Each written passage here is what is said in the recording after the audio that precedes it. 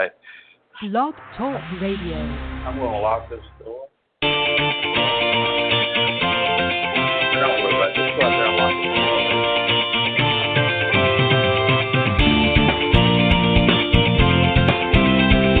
What's that? No, I'll do it.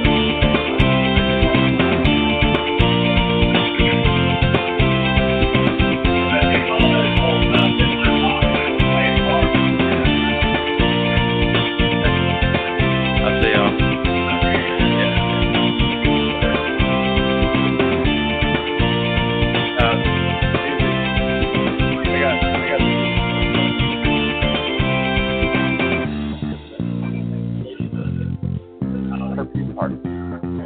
Can't you smell it?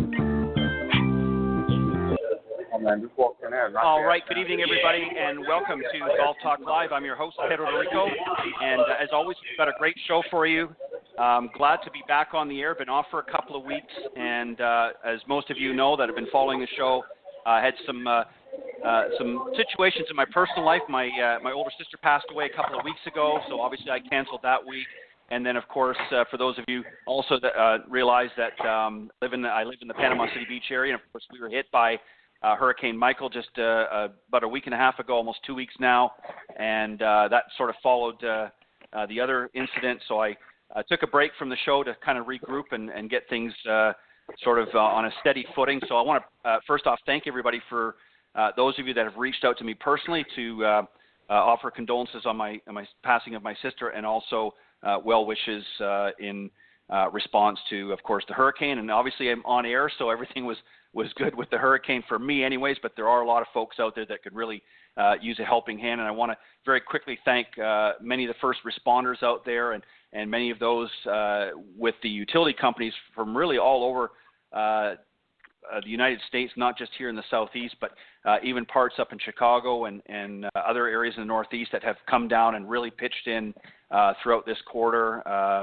It was really a tough go for a lot of people, and of course most of the power has been put back on. So I just want to thank all of them, and of course the police and firefighters and all of the other first responders. I said thank you very much for all of your hard work and your dedication in helping many families reunite with loved ones and also get back to some sort of a semblance of normalcy, and I know it's going to take a while to do that, but we really appreciate all the hard work that you've done.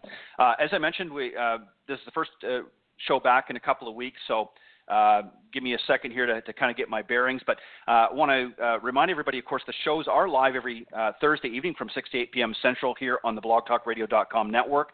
Best way to find us, of course, is to go to blogtalkradio.com/Golf Talk Live. And you can either tune in live from 6 to 8 p.m. Central, or you can scroll down on the page to the on-demand section afterwards and listen to the recorded version. And all of the recorded versions there are in the on-demand section, so you can listen to any shows that you might have missed previously. Also, you can tune in to iTunes, Stitcher, TuneIn, and now TalkStreamLive.com are some other great social media platforms that you can tune into the show. And again, just type in Golf Talk Live in the search key, and that will take you to those shows or to the show on those platforms as well. So lots of great ways to connect with the show. Got a great show starting off, of course, as always, with Coach's Corner, and I'll bring on the gang here in just a moment. And a little bit later on the broadcast, I'm going to be joined by my very special guest. He's coming back for a second time, Ricky Potts. He's the Director of Marketing at the Tiburón Golf Club at the Ritz-Carlton Golf Resort in Naples, Florida. He was on several years ago. In fact, one of the first years that I started the broadcast, and I believe he was living out in Arizona at the time, and now he's relocated back to Naples, Florida, and is heading up the Director of Marketing at Tiburón Golf Club. So we've got lots to talk about with him on the second half. But let me, as you may recall, a few weeks ago, I had the launching of a new sponsor, golfswing.com. They're going to be sponsoring the Coach's Corner panel segment here on Golf Talk Live from this point forward for a little while, and very, very excited to have them on board. And just tell me a little bit about them. Golfswing.com is using its cutting-edge technology and teamed up alongside some of the best golf instructors, coaches, and swing gurus in the business. Together, they have created one of the best video teaching and training online platforms in golf, in my opinion.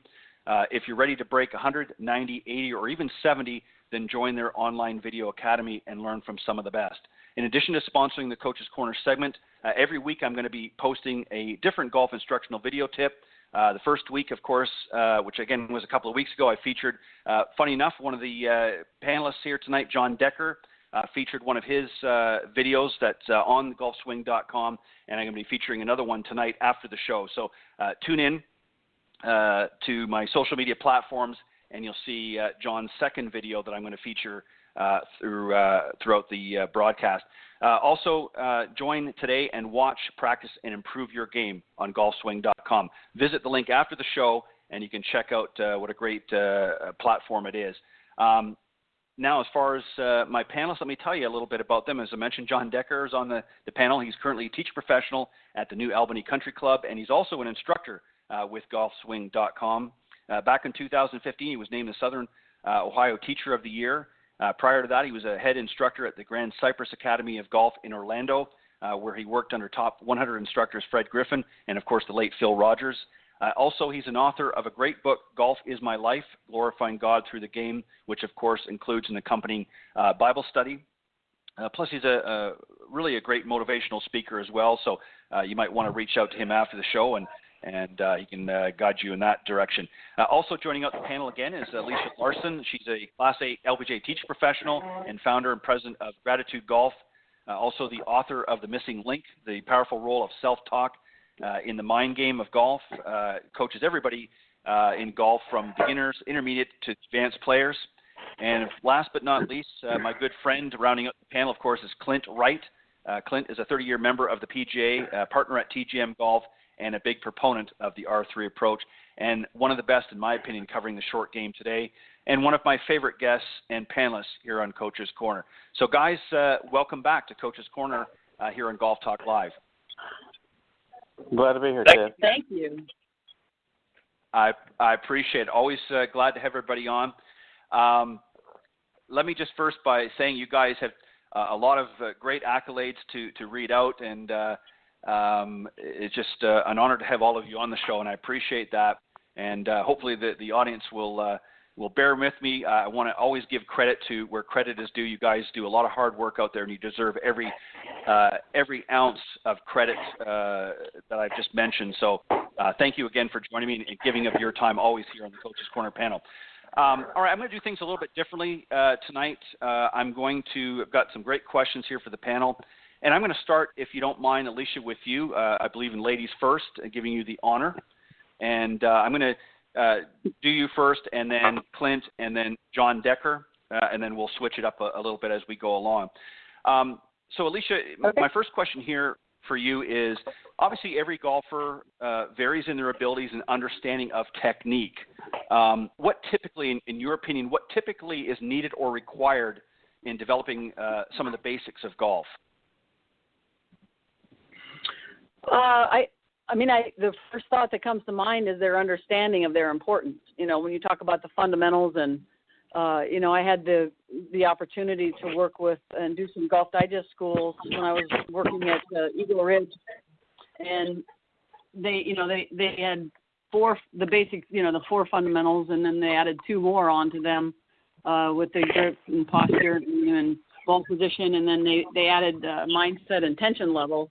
You know, how much are they thinking over the ball, and how tense are they? But I think that the people need to understand the importance of the technique is kind of driven around those. As we know that Ben Hogan said, a good swing starts with a good grip, and kind of those sayings that we have out there as instructors. And I think that when I was working for Golf Digest, they said that 90% of the problems.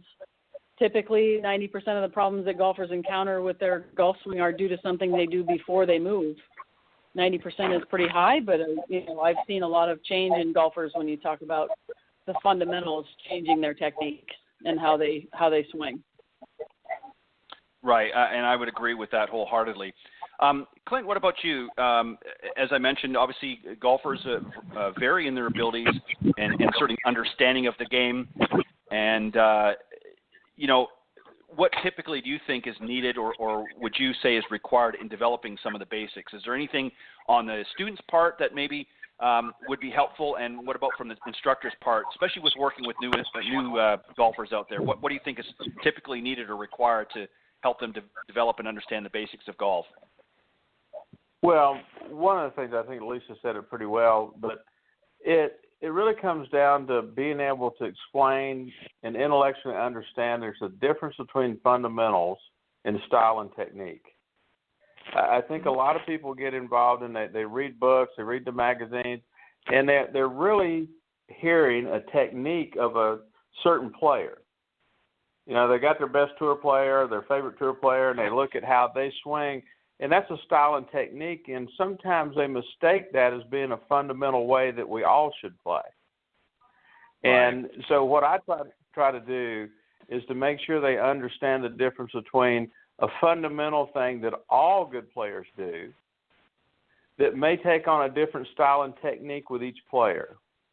So what I try to get them to do is to understand how their body shape, size, athletic ability fit into the fundamental thing they must do and develop their own style and technique, but it comes from the fundamental side, not the technique side. Right. Well said. And I okay. That's perfect. You know, and I agree with that, Clint. I think that it's important that people understand that. You know, obviously there are certain commonalities that we all need to have, especially when we're first learning the game. You know, obviously starting with a good grip, and as Alicia had mentioned, and obviously there can be variances there, again, depending on the player's abilities, and different styles of grips out there, as we all know. But again, when you're talking about techniques and that, it's going to vary quite a bit from player to player, again, depending on their athletic abilities and also depending on their body style, whether they're tall or short or, thin or what have you. So there's a lot of generalities there that can be copied, but there's also specifics that need to be very unique and different. John, what about you? With your, and I'm going to just ask very quickly if I'm picking up some feedback. Yeah, I'm picking up some feedback. If I can get somebody to mute their mic, if that's them. John, I want to throw this to you now. The same question. Obviously, everybody varies in their abilities and understandings. What do you think, in your opinion, is typically needed or required to develop and understand some of the basics of golf? Well, thanks again, Ted, for having me on the show. I think Alicia and Clint, obviously talking about the setup is one of the major things. The first thing that I look at when I'm working with players for the first time and new players, I really want to focus on teaching them to play from the ground up. So the first thing I'm going to look at is their ball position. I'm going to look at their distance from the ball, those things. Look at their weight distribution, knee flex, posture, and then I'll look at their grip. And that might take up an entire first day of a lesson if it's a golf school, or it might take up the lesson itself. But basically, learning how to control where the club hits the ground is one of the most basic things that I try to teach any player. The better you are as a player, the better you can control where your club hits the ground. And if you look at a high handicapper, they might make a huge divot on one swing, and they may not touch the ground on the next swing. And if you look at a really elite player, every swing, the depth of their divots, the location of their divots, and the shape of their divots, the direction of their divots, all of those things are consistent on a swing after swing. So teaching, from the ground up is one of the most basic things that I do with any golf school or with any student. I want the student to be aware of that, and I think that's a great way to start because then once you start looking at their swing, there's so many fundamental things that you could cover from there based on whether they can hit the ground or not. Right. And I think we all understand, things are going to vary player to player, and a lot of students that we get come in, as Clint pointed out, a lot of times we'll see their favorite player on TV and we'll want to mimic certain things. If they have a similar body type and body style and even within reason, relatively equal athletic ability, certain things can be certainly mimicked.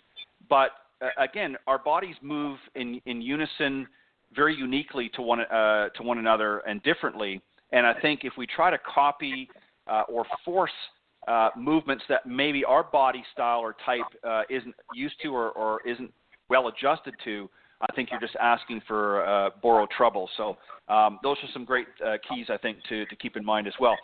Clint, I'm going to jump to you now for this question. I think this will be right up your alley. Again, we're going to talk generally for new golfers in this, generally starting with learning the basics. Should they start to learn the basics, or should they be taught one area of the game first before moving on? And if so, why? Well, I'm going to, if I've got a new student coming in, obviously I'm going to start them on the putting green. We've talked about this before. And right. I'm going to teach them some of those basics on how to properly grip the club, how we should be standing, posture, all the way through the putting and chipping and pitching. I'm focused on where I'm going to, if I am going to work with them on their full swing, I'm going to prepare the beginner for that through the short game area. Simply making sure they can grip the club, they're well balanced when they start, set up, posture, everything we're talking about. And so therefore I don't see that as being segmented. I just choose to start in the small swings, build the fundamentals into their setup and everything to when they're going to start making a full body move, that they're going to be prepared for that. And right. So I don't agree. I don't think that you go to a specific thing. I think you begin them in an area that they need to start in, the simplest area, I believe, but always with the end game in mind and where you're going to be when they take that first full swing. And I the answer I was going to give you, I think you knew. I'm going to start them with putting, chipping, pitching, and work towards that full swing balance and mentality. You know that. Right. And as I said in the beginning, Clint, that's why I consider you to be one of the best in the short game in today's, even in today's modern times, because you have that understanding. And I think that, a lot of times people want to come out to the driving range, they want to pull out that driver first thing and learn the game and think that's where they've got to start. And yes, when you're hitting off tee number one, you might need your driver there, but you need to learn and understand the basics and the fundamentals of golf, and a lot of times you can learn that working from green back to the tee, as you're suggesting here. So, John, same question to you. Do we want to teach them right from the bat, to grip it and rip it, or what have you, or do you feel along the same lines as what Clint just suggested? No, Clint, for the beginner, Clint stole my thunder. That's exactly what I would do if I get a beginner. That's the ideal scenario. But I always keep in mind, when I'm working with a student, a lot of times the student comes in and they will rely 100% on what I'm telling them. But sometimes they'll come in with a preconceived idea of what they think they need to work on. So I try to with a new player, spend some time delving into, how much of a beginner are you? Do you, and some asking them some basic questions. And I think everyone on the panel would probably do that to some degree, to get an idea of what they are expecting to out of the lesson. But ultimately, I want to address the short game, because I want to, by doing that, you can kind of get into, hey, here's the whole object of the game. Because a lot of times I've had people who've gone to the driving range who are total beginners, and they've looked at, all the flags out there, and then they go to the golf course and they go, where are all the flags? And I explain to them, those are only on the driving range, that's not on the golf course. So you just have to put yourself in their mindset that they don't know anything, and so you have to basically explain everything from how to operate the cart to tee times. All those things are part of initial lesson. But I agree, the first lesson, I really want to make sure and be on the short game, and I feel like that's one area that everyone can learn, especially in the putting, right away, at least have a concept of it. Yeah, and I would agree with you as well. And I just have to add, John, real quick, I think that's the first for me. I don't think I've ever in all the years that I've taught, have I ever had a student come up and ask me that question, where all the flags are. I've seen it all. I've seen it all. I said no. That's it was. They were completely serious. They're like, well, when I got out there, I didn't see any flags, and I was like, no, that's on the driving range. The golf course is another animal. So. I was used to that down in Florida. A lot of our golf schools, we would get a lot of people. We'd work with them in the morning, and then they'd go out and play golf, with their husband or wife or whatever. So we got to see a lot of interesting experiences there. I'm sure. Alicia, what about you? Again, I know this might seem a little bit repetitive, but let me throw a little bit of a curve to you here with the same question.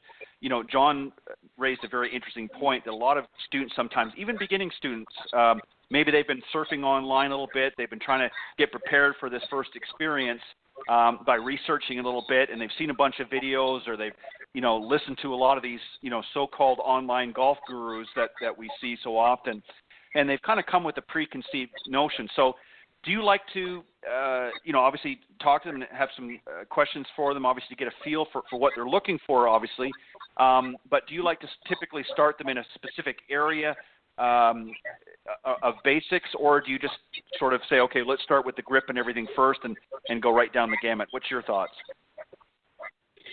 Well, Clint and John stole my thunder. I'm joking. The idea that you start on the putting green, or you start with a shorter game is certainly a preferred method, I believe. So when I usually sit down, I don't care if they've just begun or whatever. It's like they do have these preconceived notions about what they think they should do and shouldn't do, and even if they played a little bit. And so you kind of, I like to pick their brain a little bit. I sit down with them and say, you're seeking golf instruction, and tell me what you'd like to achieve with this. Do you just want to have fun and go out and play with your friends, or you want, some say they don't want to be embarrassed. I just want to be able to hit the ball, or they just want to learn more. They're little sponges, and so I like to kind of sit with them first and chat for a few minutes anyway, and then I do like to start with the smaller swings because they can have some mini successes with smaller swings, and then kind of getting bigger if they're beginners, or even if they're having trouble and difficulty just finding the ball in the club face.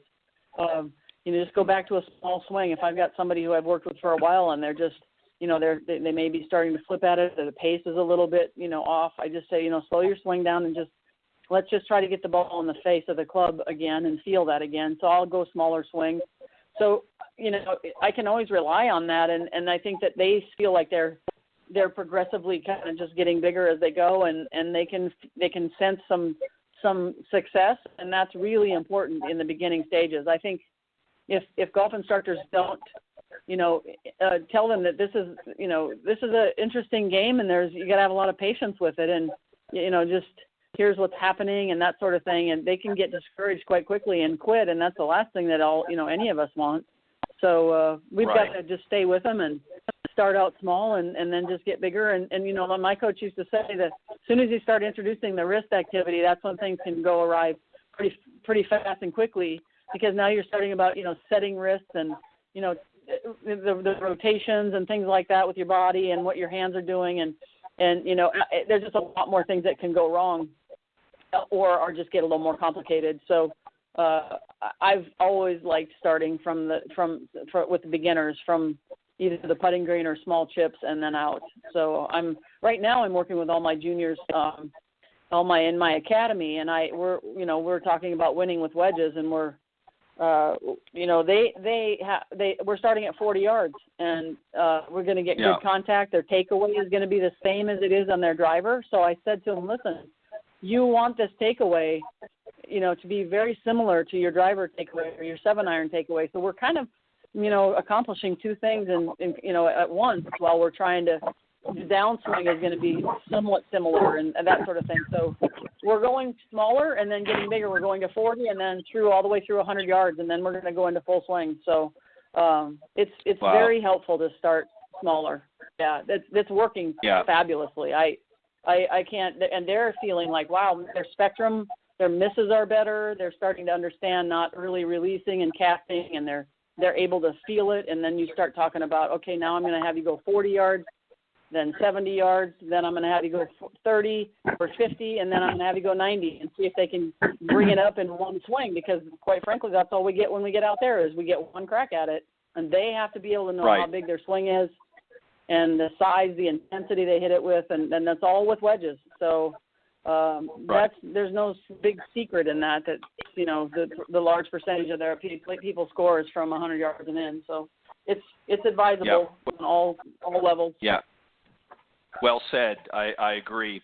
And guys, do you think as a general rule that this should be followed? I think for new golfers and I think one of the problems that I hear a lot of times when I talk to golfers is a lot of times I'll reach out to our sort of everyday average golfers and particularly new golfers and kind of pick their brains. I do it for a number of reasons. One, obviously, it gives me some information that I can use on the shows, but just to kind of get some of their thought. And one of the I guess, I hate to use the word complaints, is that quite often they're given too much information too quickly and they're not able to process. So you think it's also a good idea, obviously, to work, as you all just suggested, with especially our newer golfers, to start them a little smaller, if you will, maybe on the putting green or some chips and working with their wedges. But do you also think, as a general rule, guys, that we need to keep, especially the first lesson, maybe even the first couple lessons, really to a minimal, if you will, and not overwhelm them with too much information? I'm going to go right down the panel, John, then Alicia, and then Clint. What are your thoughts very quickly, John? That's a great point, Chad. My former boss, Fred Griffin, he told me that the key to teaching is knowing how much to give the student. And that's experience. And that is the most common mistake that I see a lot of young teachers make, is they overload the student, they give them too much, and you have to be able to recognize, and because you're dealing with human beings, and there's some people that are like sponges, and they want it and they can absorb it, and there's other people that you can only do one thing. I mean, all you can focus on is the grip, and you can't look at yourself and go, well, I'm failing as a teacher because all we accomplished today was the grip. Sometimes that's all you can accomplish. So I think that's experience as a teacher, and students need to understand that this is a difficult journey, and some people catch on faster than others. So I think that knowing how much to give the students is very important. Right. Alicia, what about you? Do you agree with that as well, that when we're dealing particularly with new students, that we have to be cautious, that we don't overload them with a lot of information up front, as John just mentioned, because that sometimes can be overwhelming, and a lot of times that can actually be a deterrent from them wanting to continue on. What are your thoughts?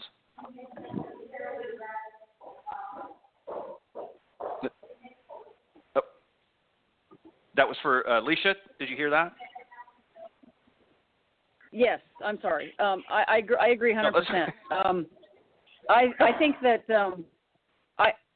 when I was a speaker at events, I would ask people, I played golf one time and I quit, and I'd ask them, why did you quit? And they said, I just got confused, and it just seemed that it wasn't my game or whatever, because they basically were explaining they got too much information too soon. And when I moved to Columbus, Ohio, I had a chance to talk to Chuck Hogan one time, and he's a sports psychologist that's pretty well known around the world probably. And he said, I called him and I said, wow, I used to only give half-hour lessons or hour lessons, and I came to this facility and they want me to give half-hour lessons. And so it was interesting. And I said, I'm so used to like talking to the golfers, and maybe just watching supervised practice kind of thing. And I said, sometimes I give them, 2 things to work on in an hour. And he goes, be careful, because 2 is sometimes 1 too many. And I never forgot that, because, if you start giving more add on to this and then add on to that, and then they just don't know, they'll be, they'll be able to master nothing that you've asked them. They'll be a jack of all trades and a master of none. So it's kind of like, I totally agree with everything relative to the, you can't feed them with a fire hose. You must spoon feed them, because they will process. And I'll go even so far as to say, one time I was talking about the grip to somebody and they seemed confused, so I took my son and said, hey, write these down as I'm thinking about them. I'm just talking out loud. And so you put your left hand here, and you can kind of so detailed. It can, you can have this list of things that you want, where you want your hands to be. And, you don't want to get 6, 7 things that I got to do with my hands and it's just one piece. But to the beginner, it's a lot of steps. And so that even can be overwhelming. So, yeah, you got to be very gentle with how much information you give them. Right. I agree wholeheartedly. And Clint, I'm pretty sure you agree with that line of thought as well, that sometimes too much information can be detrimental to good teaching, and there's a lot of guys out there, especially, and we're not certainly. Let me just preface this response here. We're not, trying to make light of our fellow professionals out there, but at the same time, I think especially some of the younger ones get caught up in all the technology out there and want to kind of show off a little bit what's new and exciting, and it is very exciting for a lot. But it can be very overwhelming for a lot of our students out there if too much is given. So what do you think, Clint? Do you agree with that? I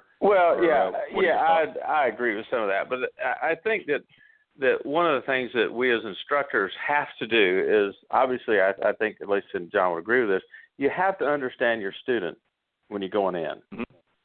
You have to understand where they want to go and where you can take them. And so you look at point.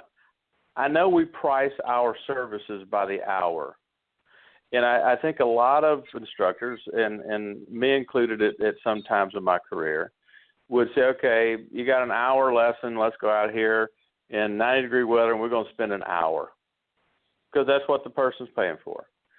But then, just a few years ago, I realized that I was making a mistake doing that.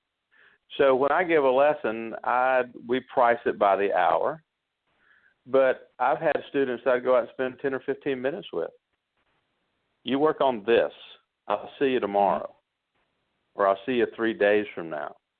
And there's many times that I'll get together with a student now 3, 4, 5 times for that 1 hour worth of service. Mm-hmm. Because there are certain things you don't want to take them too fast. They have to deal with a certain thing. And what I focus on now is maybe they're having trouble lining up their putter. So here's the process we want to do. I want you to rehearse and work on that for a little while. Let's get together at the end of the week and see how far you've come along with that. It only takes 10 or 15 minutes to go through that process. Give the student enough time to work on their own with it, and don't burn up all their service time just stand there watching them hit putts. And because the longer you stand there, the more they're going to want you to give them something else. So one of the things that I've been focusing on lately is discipline and focus. One of the reasons that a lot of our students don't improve is they can't stay focused enough to be disciplined on the one thing they need to make better. And then we can move on. And so I've gotten down to where I give a person an hour rate that says, I'm going to get with you 3 or 4 times probably within that hour's time. Okay. And so that's the way I look at it now. So. Yeah, I know that sounds simplistic, but it's just the way I do start doing my service, and I think that instructors would far better help their students if they said, okay, we're going to accomplish this one thing today. That's all we really need to focus on. If we get that, it'll make everything else easier. And then move on, not basically by the hour or the half hour, but by the accomplishment of where the student wants to be and where you can take them. And I just find that to be a better approach. Yeah, and that's an interesting point because you're right. I mean, a lot of times, again, going back to what we were just talking about, is sometimes there might be one or there might be 2, but very key elements that they need to work on. And a lot of times we're giving them information in addition to what they really need or want. And now they're getting confused with that, or they're spending a lot of time on 4 or 5 different things in that hour lesson when really all that's maybe needed, as you said, if it's just difficulty lining up for putts or distance control or something along that line, there's things that we can focus on. And I think you all have said this tonight, but I think really the number one factor for us as instructors is to listen to our students and find out really and delve into what it is that they want. What are they looking to accomplish? Because that really dictates and sets up what kind of a plan we're going to put together for them, because we can get up there and say, well, here's what you need, or here's what I think you need, but it may not necessarily be what they need, want, or desire. And a lot of times this adds to the frustration as well. Great answers, guys. Very interesting. Everybody sort of had a little bit, obviously very similar, but some different things they added to it. So that was a great discussion. All right, John, I'm going to start back up on top with you, and then we'll work right back down on this question here. In your experience, what typically have you found that gives amateurs the most, and I'm talking again, our higher handicap golfers, obviously, most difficulty on the course, and how do you specifically, so based on your experience, what are some common things that you see that they're having the most difficulty with, and how do you address them in your lesson plans? That's a great question. I mean, I would say the one area that I see the most consistent problem with is in the pitching off like tight lies in that area. The 20 to maybe 50-yard line. I'm hearing somebody else there. I don't know if it's. Yeah. Yeah, I'm getting a lot of, I'm not sure who it is, but I'm getting a lot of feedback in the background as well. Just let me know. Okay, just write down. Can somebody just write it down? Can they mute their mic? And whoever it is, mute their mic just so that John can answer, because it's distracting. I apologize. Go ahead, John. But I really see, it's amazing how many people I see that can hit the full shots, and maybe it takes them 3 shots and they get right in front of the green, and then they either chunk it and it goes 10 feet, or they skull it over the green. And so when they should be making maybe a par, bogey, double bogey at the most, they end up making triple or higher. Sometimes they don't even finish the hole. So I really spend a lot of time on pitching, and learning those shots, because I try to explain to all my students, it doesn't matter whether you're a tour player or a beginner. Eventually, you're going to have this shot. There's just certain shots that come up on the golf course, and most people, when they come up on the golf course and they come to a hole, they come up short of the hole, and so they have to hit that 20 to 50-yard shot. And so I spend a lot of time on that, and and I always tell people, it looks like an easy shot, but it's really not. It's a very difficult shot, even for an advanced player, especially when you're dealing with going over bunkers and tight pins and things like that. So I think that's probably the most common thing I see, out there. Right. Well said. Alicia, what about you? Based on your experiences as an instructor, you obviously, in addition to working with advanced players, you obviously work with a lot of amateurs as well, and many of them struggle out on the golf course. What's typically some of the more common ones that you see, and what specifically are there specific drills or the things that you tend to do to help them address those issues? Well, I certainly agree with the pitching. That's definitely a tough shot and that's why I'm going right for that. Starting in the winter months to work with my junior golfers that are playing competitively, because I've witnessed over and over them being 40 to 75 to 80, 90 yards out, and they can't get on the green, or they chunk it, and then they get on the next one, and then they 3-putt or whatever. So there's shots thrown away time and time again. The other thing that comes to mind strongly is feeling comfortable on the putting green. I think a lot of golfers struggle with that. They look at a tiny little hole and they don't think about the bigger, like maybe a ring around the hole to try to get just, it's either close or in. So they always think they have to, I got to make this. Well, if you just think close, you're probably going to 3-putt or 4-putt less. I just need to get, when close is relative to the original length of the putt. But I think that they struggle on the lagging part of putting, and then being comfortable on the greens and maintaining their rhythm, so that they're going way by in the first putt, and then they think, I got to hit this softer, and then they're short, and then they get kind of angst when they get closer, and they peek or they look up and they miss a 2-footer or 3-footer, whatever. So they just kind of it kind of spirals. But I think the biggest area that most of my golfers struggle with is also maybe the top and on the greens is reading the greens. I think there's so many dynamics to reading the greens. It's just I always say to the kids, the more you play, the better you're going to get at reading the greens. You just get better at it. But at the end of the day, the best in the world are standing there kind of with their caddies evaluating and saying, okay, how much do you think this is going to break? So they're guessing. They're just better guessers than we are and than the amateurs are. So we're all guessing.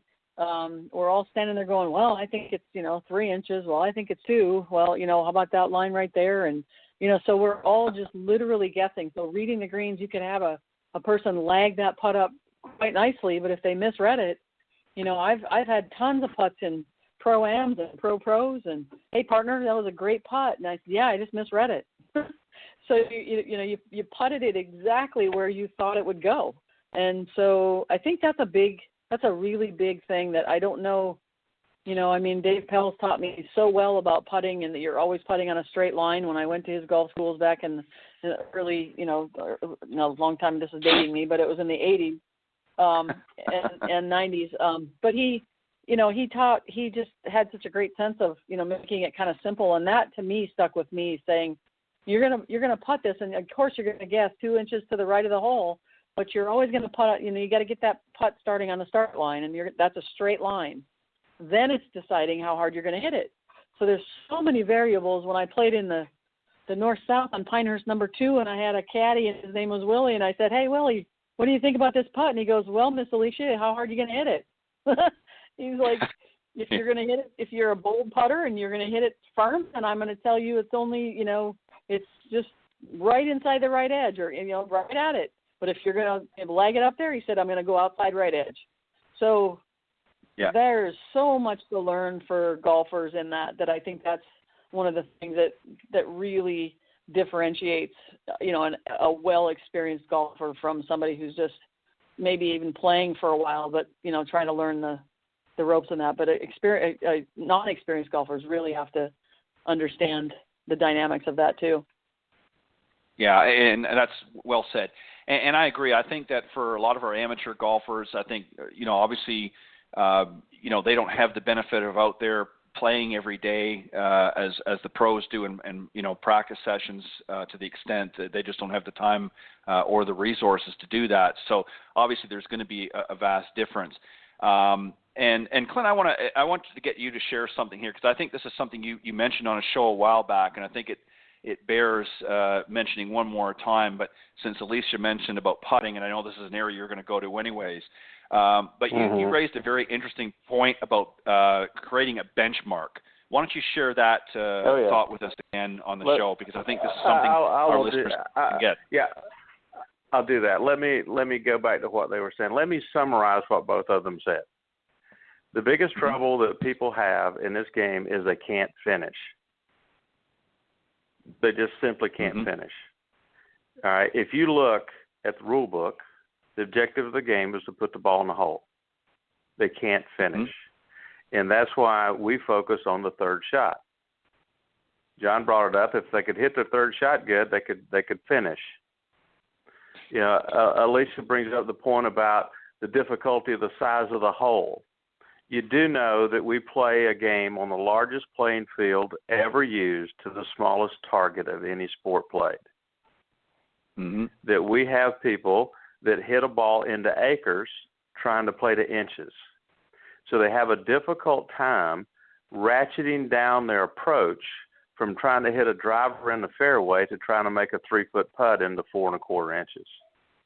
So what I try to get people to do, and we'll talk about this, the lag putting, is to understand that they're more focused on the 4 1/4 inches. That's what matters. Downrange, third shot. That's where I find that most people have difficulty. And I see a lot of high school golfers that just astounds me that John made a point. They get up to the green in 2 and make a 7. Because they just play, they play croquet with it for a couple of shots. And if they could just learn to pitch, but if you took that kid out for a lesson, they're going to hit their driver. So if they'll focus on that. Yeah. But back to your question about benchmarking. If you have a student that's having trouble lag putting, you have to teach them, I think, 3 basic benchmark strokes. And the benchmarks basically is how far I take it back. My benchmark generally is to my right toe, or just outside the right toe or inside. There's 3 benchmarks there. And what you try to get a student to understand is that every day they go to the practice putting green, find the place that's the flattest on that green, and make their benchmark stroke and determine how far it goes that day. They have something to work with. It's no different than understanding you hit your 8-iron 150 yards, but you're only 145. So now what do I do? Do I add a little more to my 9, or do I take on something off the 8? It gives me information and data for that day with something that I use every day. My benchmark stroke I use every day to try to determine the data I need to take to the golf course to help my lag putting that day. The green superintendent didn't mow the greens today, so they're slower, so my benchmark stroke won't roll as far. Maybe this time of year where we're at, the low humidity, the greens get really fast, my benchmark stroke goes further. But I can determine that information on a daily basis, so when I go to the golf course, I got something to work with now. I'm not just wild guessing on how hard to hit a 30-footer. And we all know that 3-putts don't come from missing 2-footers. 3-putts comes from leaving it 5 feet away.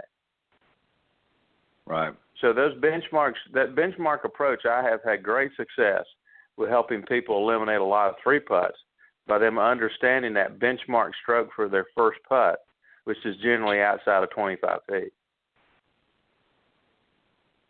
Okay? Yeah, that's perfect. And, the reason, Clint, when you first mentioned that earlier in the season, and, I wanted you to mention it again, because this is an area, you're exactly right. A lot of, especially our junior golfers and younger golfers, they're hitting at a mile now. Not every case, but, they're pretty accurate. They can get to the green in 2 or certainly 3, depending on their abilities. But once they get on the putting surface, it's just like all bets are off. And I like the fact that you have taken a part of the game that most of the golfers out there spend very, very little time. I mean, most golfers, and please, anybody jump in and correct me if I'm wrong, but they'll go out to the practice tee and before a round, and they'll get out their driver, they'll hit a few drives, and they'll get out their wedges and maybe hit a few wedges, and then they'll go to putting and they'll hit maybe half a dozen if they have time, maybe to a dozen putts. They'll hit a few 3-foot putts. They'll make a couple of lag from one end of the green to the other, but they're not really with any sort of purpose. They're not practicing with any sort of purpose to develop those benchmarks for the day. And that's what we see time and time again. So when they get out on the golf course and they understand, or they rather don't understand, why nothing is sort of falling into place, it's because they have nothing to work with when they get out in the golf course. They're thinking about how they played last week when the greens, Clint, as you mentioned, were maybe a little slicker, or maybe they're a little slower. And so they go out there and say, well, I remember when I was here last Tuesday and the greens were pretty quick, so I need to putt a little softer. And the next thing you know, they're not getting anywhere near the hole with their lag putt. So I agree. I think that's a great point to make, and I want the listeners out there to go back after the show and listen to that part again and again and again, because you laid it out very perfectly, in my opinion, what people need to do when they get ready to go out and play. What they need to do is work on that benchmark, and that was a great point. Guys, I want to wrap up. We've only got a few minutes left here, but we're getting towards the end of the season for some, obviously, for Clint and I and others that are here in the Southeast or even in the Southwest. Have certainly a few more months that we can go. We can pretty much play all year round in most cases. So we've got a little bit longer season, and for those of you up in the Northeast, you either have wound down or are getting close to winding down the season. Any final thoughts of what you want to suggest to our listeners out there? And I'm going to go in reverse. So Clint, take a deep breath, and then we'll go up you, Alicia, and then John finish off. Okay. What you want to suggest to the listeners out there, how they can end their season with success, and start gearing up for next season? Yeah, well, again, obviously, if you're in the northern part of the country, your season's kind of winding down very quickly here. But I know when I was in Wisconsin for a number of years, from middle of April to the 1st of October, I would always try to encourage people that they were playing good to make some notes about the path that they had taken to get there. What were they working on a month before they started playing good? What steps did they take to get them to where they felt comfortable with their game? Write it down, because that's the path that you want to take come April. You want to start over with that.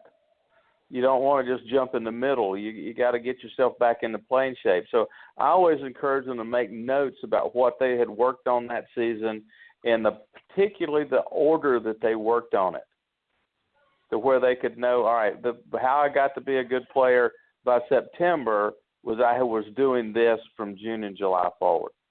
So they can start over quicker. Instead of being September, maybe they start playing better in May because they have not lost that progression of progress.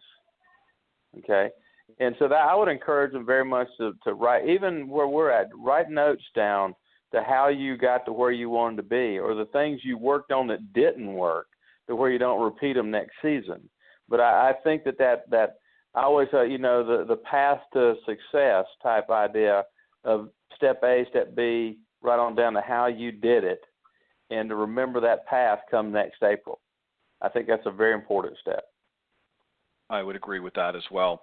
Alicia, what about you?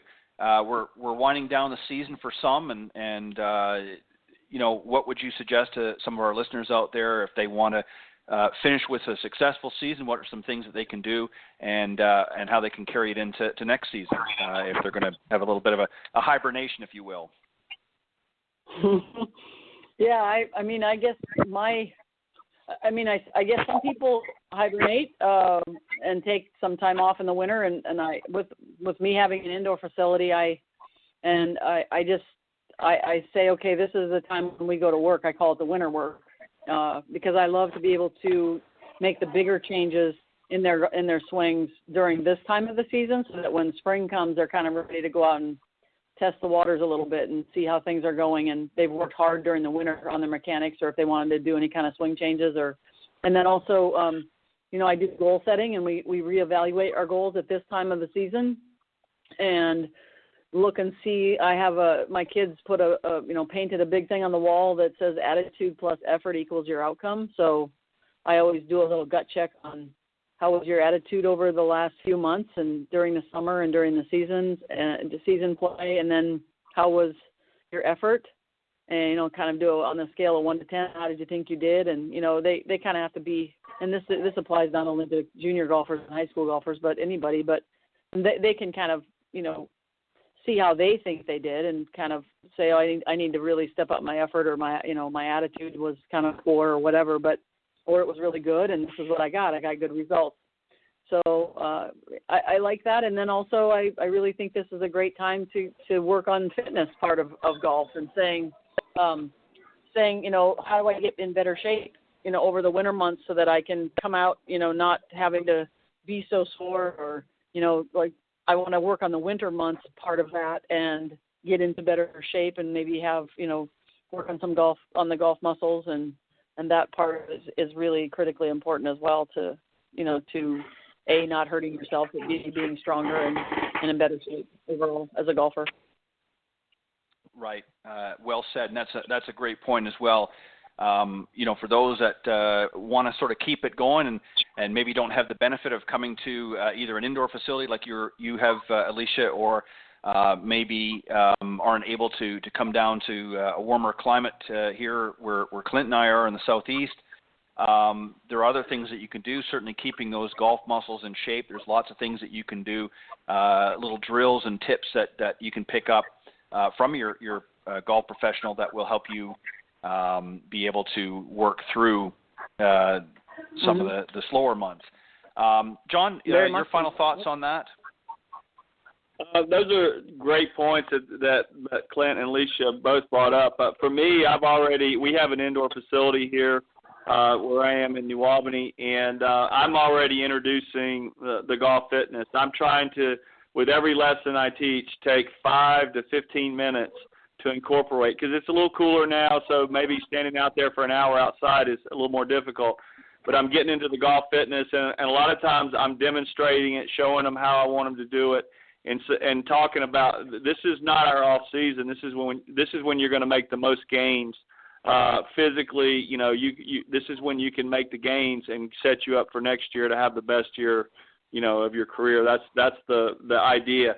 And so, and I like to get in there and do it with them. So I think fitness is very important to me, and it's very important for the game. Yeah, well said. Well, great answers tonight, guys. Thank you, as always, for for jumping in and doing this. And as I've said so many times over the years, I know it's not always easy for us to be able to come together like this, especially after a long, hard day at work. Even on the golf course, it can be very difficult. People think this is a glamour job, and it is certainly a lot of fun and enjoyment, but it is also a lot of hard work, and it can be long hours in many cases. So to have to come back and then do an hour on the Coach's Corner panel sometimes can be a little bit difficult. So I appreciate you guys always giving of your time. We're going to go right down from top to bottom again. John, very quickly, let the folks know if they want to reach out to you, if they're interested in either working with you or maybe following you or connecting with you in some way. How can they do that? And then Alicia and then Clint. Thanks again, Ted and Alicia and Clint, for the show. I've enjoyed it. One of the ways you can follow me is I am on golfswing.com. I've got a new short game series called Pitch Perfect, and that's going to be coming out the 1st of November.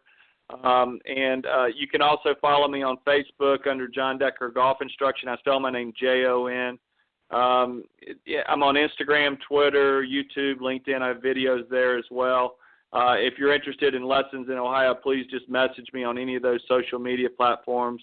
And my book, Golf is My Life, Glorifying God Through the Game, can be picked up at Amazon or Barnes & Noble websites. And if you're interested in any public speaking or Bible study as well, go ahead and reach out to me. I'd love to come to your facility or church and work with you. Sounds good. Thank you as always, John. Alicia? Yeah, you can reach out to me at my website. There's a place to email me if you have any questions about anything that I mentioned or talked about. That's at www.gratitudegolf.com. I'm also Gratitude Golf LLC on Facebook, and either one of those ways you can reach out and connect with me. And then also my book is available on Amazon as well, and it's I think that's the only place right now that I have it. I don't think it's in Barnes & Noble. So it's the missing link, the powerful role of self-talk and the mind game of golf. So if anybody has any questions about that, they can contact me as well. And thank you so much, gentlemen, for your input and your time tonight, too. I appreciate it. As always, thank you, Alicia, and a great book. And, again, go to Amazon.com if you want to get a copy of The Missing Link, The Powerful Role of Self-Talk in the Mind Game of Golf. It's a great book. And finally, Clint, how the folks can reach out to you? It's real simple, Ted. I'm kind of old school. Just it's ClintGolf001 at yahoo.com. I'm not on any of those other sites, so you can't find me there. Just send me a email request, and we'll try to help you. And I apologize for the background. I got a new phone, and I didn't realize it was picking up all that background noise, but I apologize for that. But just email me, and I'll be more than happy to give you a call, or if you can come up to South Carolina, we'd love to have you. Well, thank you as always, Clint, and I was glad to have you on the show. I know you went through your own storm there a little over a month ago up in South Carolina with Hurricane Florence, so I know you had to bail out, and I'm glad that you're safe and that everything's well, and I look forward to having you come on. We've only got a few more Coach's Corners for the season, and I know you'll be on at least one more before the season closes off. So, John, Clint, and Alicia, thank you. Yeah, thank you as always for joining in the Coach's Corner panel. I appreciate it very much. God bless to each and every one of you, and I'll see you next time. Thanks, Ted. Absolutely. See you next time, guys. We'll see y'all. Bye. Thank you. Bye. Thanks. All right, that was my very special guest on the Coach's Corner panel tonight, John Decker, Alicia Larson, and Clint Wright. Always giving their best here on the Coach's Corner panel. And speaking of which, as I mentioned a little bit earlier on in the broadcast, I've got a great sponsor that sponsors the Coach's Corner panel, golfswing.com.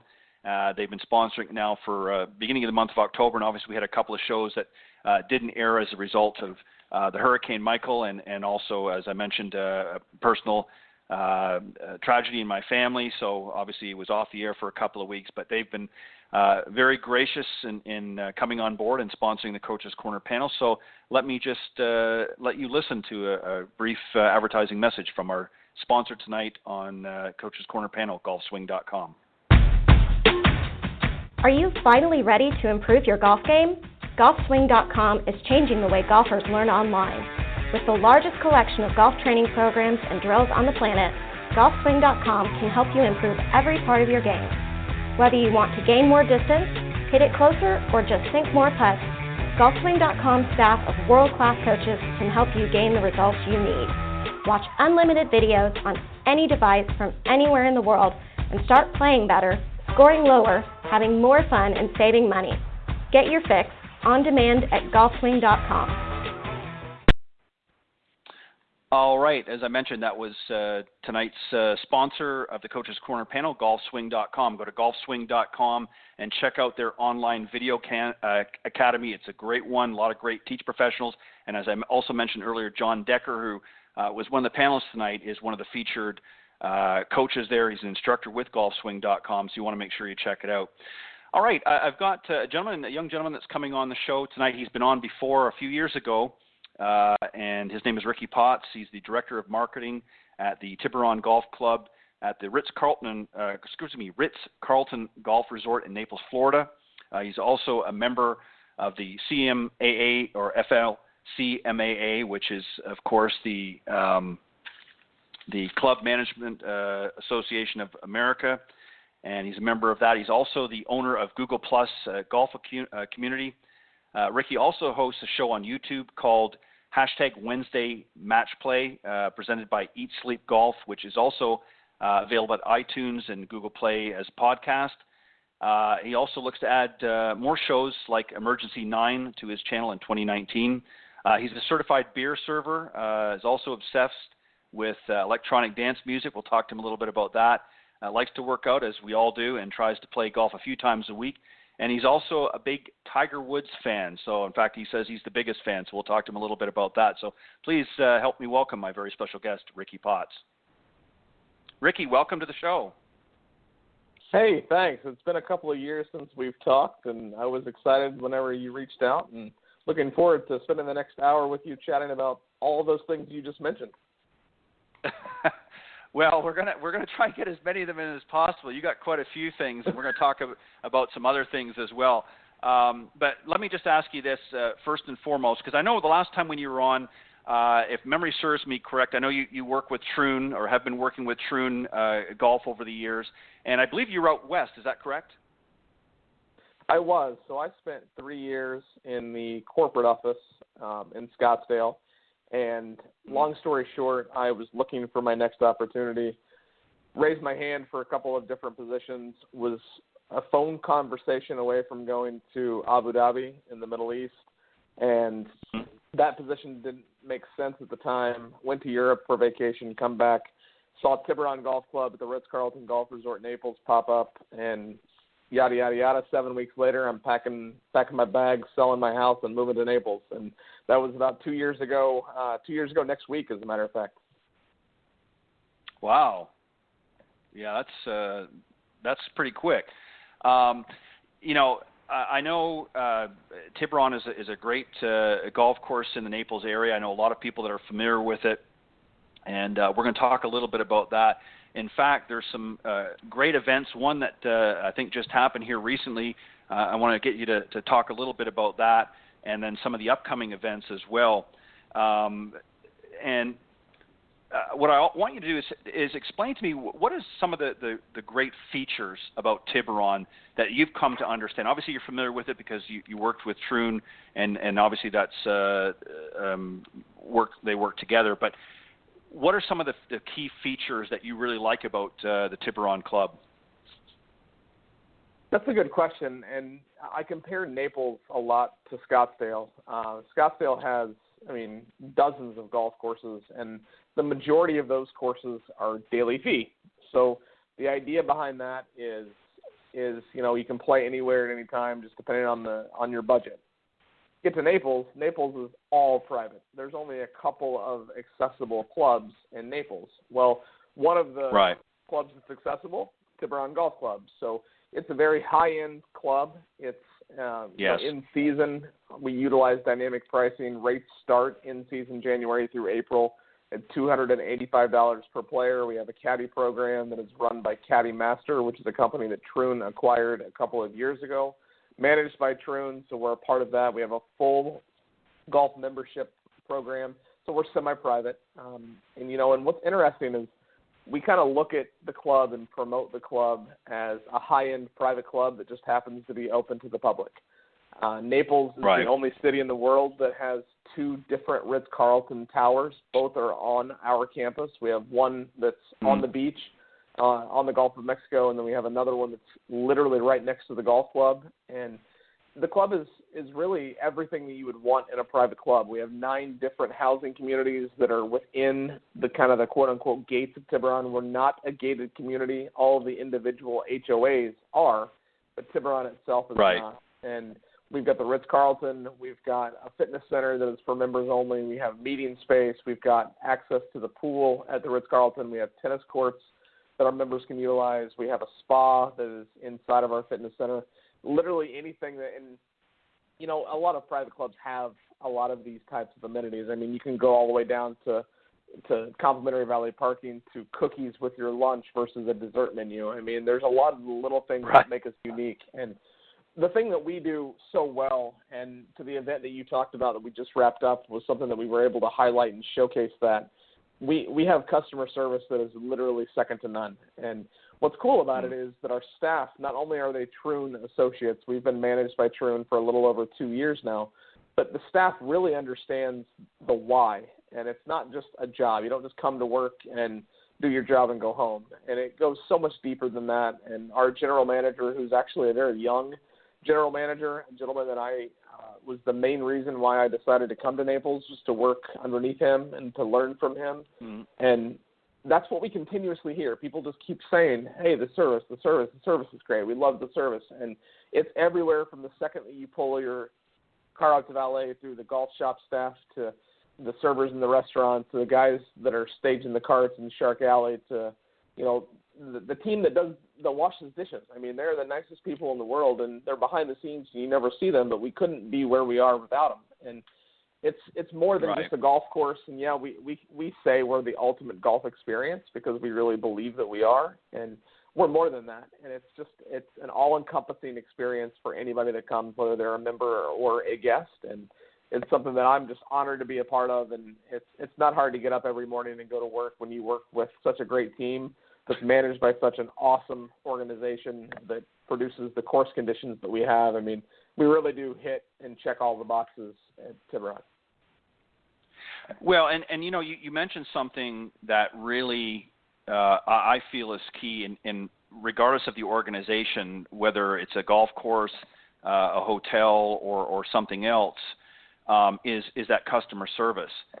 You can have the nicest looking facility, you can have the purest putting greens and so forth, and obviously I'm referring to golf now, out there, but if you lack in customer service, you're not going to get a lot of repeat business. People will come and play to a certain point, but if you don't have that good support network in place, as obviously Tiburón has, then it's not going to go the distance, because there are a lot of great courses across the United States, and I don't mean to point fingers at anybody or anything, but there are a lot of them out there too that don't offer the same level of customer service that Tiburón does. So that's a compliment to your organization. Oh, we appreciate that. Thank you. So let's talk about this. So you just wrapped up the Troon Cup, which was just a little over a week ago. How did that go? And tell us a little bit about the event.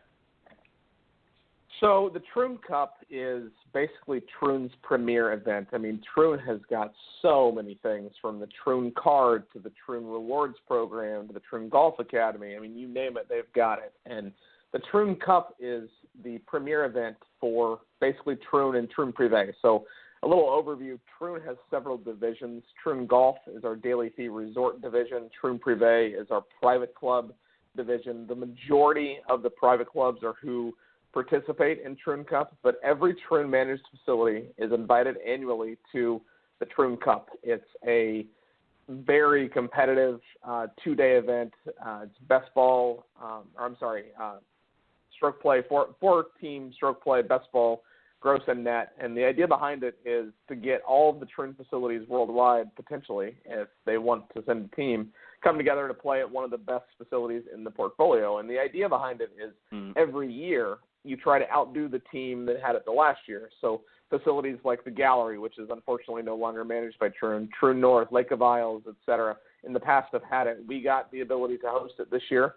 We had 264 players, about 315 people from Troon facilities as well as Troon corporate office in Naples for the event.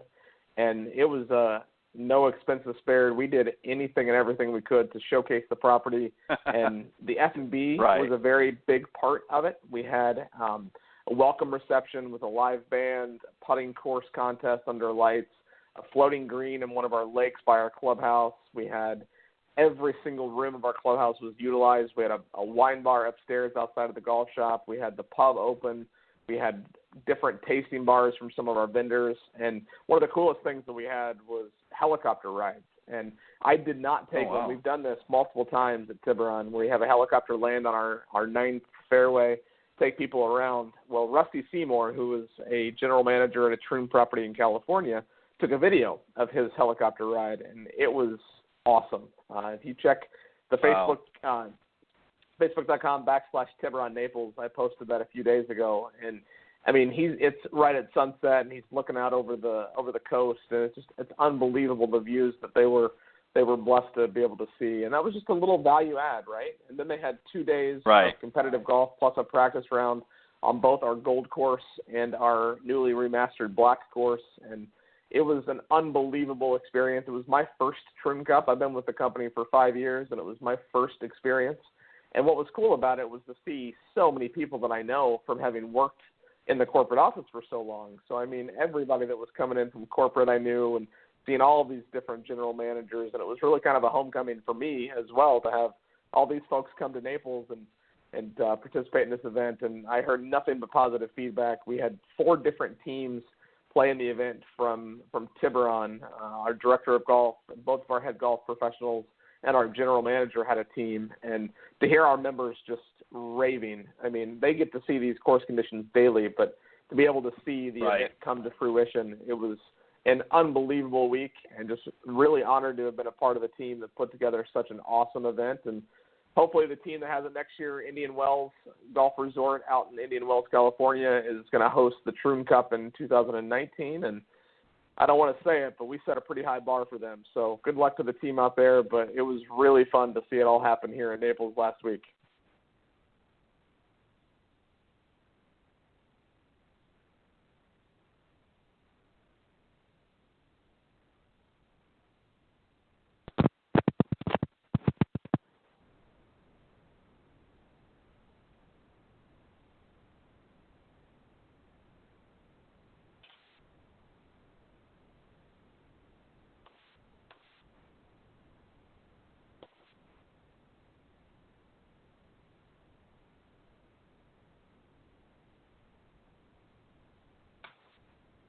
Hear me, but I'm not hearing you. Hey, are you there?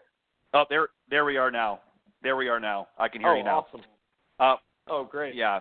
So anyways, what I was saying, I don't know how much you caught on it, but I was basically just saying very quickly in recap that obviously, as you mentioned, Indian Wells and the West Coast are going to have to represent, because it sounds like the East Coast did a great job this year, so they're going to have a high bar to measure up to for sure. Yeah, and what's cool about it is that we like I said before, we tried to outdo the team before, and if you remember about a year ago, just over a year ago, Naples was getting hit with Hurricane Irma, and our team, a couple of members still were able to go, but our leadership team did not get the ability to see how Lake of Isles did. So, but it's cool to be able to hear the teams from corporate say, "Hey, look, you guys did a good job, and we haven't seen anything of this good in the past." So, we hope that the team at Indian Wells can outdo us, but we set the bar pretty high for them. Well, it'll be a little bit of a competition, I'm sure. Now, I know also in November, Ricky, you've got another event coming up. The CME Group is coming for the Tour Championship, November 12th to the 18th, Tiburón. So you got another big event coming in. Tell us a little bit about that one. Yeah, so that's something we host annually. It's a very cool event for us to host. It's the final event on the LPGA Tour, and it's 70 plus of the best LPGA Tour players, and they play on our gold course. And I mean, it's unfortunately doesn't get the same amount of exposure that the PGA Tour gets, which is unfortunate because these girls are incredible players, and the list of names that have won this event. I mean, you just look at the last 5 years, and last year Lexi Thompson missed a pretty makeable putt to not win the CME Group Tour Championship or the race to the CME Globe. And it's just a fun event for us to be able to host, and it gets busy. A lot of people that live in Naples come out to the event. The weather's still warm, but it's the second week in November this year, November 12th through the 18th, and at the end of the day on Sunday, somebody wins the tournament, somebody wins the race to the CME Globe, and the team, both with the LPGA and the CME, do a really good job with the social media aspect. So outside of following the Tiburón accounts where we're posting a lot of that content, that, like, for example, the last 2 days, they've literally just taken the trophy.